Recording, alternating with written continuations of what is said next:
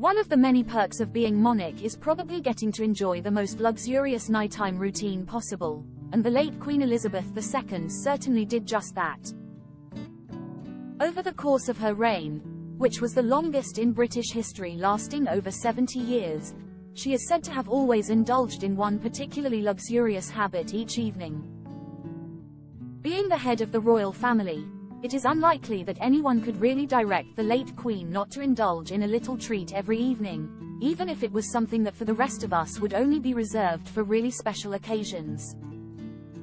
The luxurious nighttime ritual in question was allegedly nothing less than a cheeky glass of champagne. Living in a palace means that there is always at least that to celebrate, no matter what else is going on, after all. According to Margaret Rhodes, the Queen's cousin, a glass of bubbly was a core part of the late monarch's evening routine, and she never missed having the tipple before she went to bed, per town and country. Unfortunately, the Queen's cousin didn't reveal which was her go-to champagne of choice, but only a few royal warrants have been given out to champagne companies over the years. These include Bollinger, Krug, Moet Chandon, and Veuve Clicquot. The late Queen was widely reported to be something of a creature of habit, and champagne wasn't the only alcoholic beverage she was said to have enjoyed. It was also reported that Rhodes claimed with dinner she often enjoyed a glass of sweet wine. The late Queen was a big fan of dry martinis. It has also been widely reported.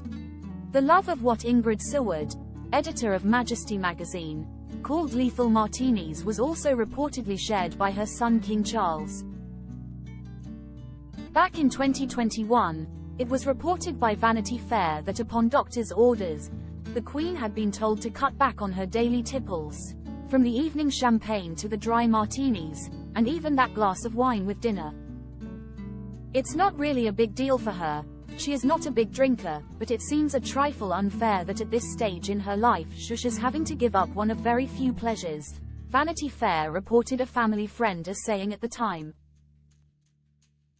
Do you have a story to tell? Email emma.mckenzie@reachplc.com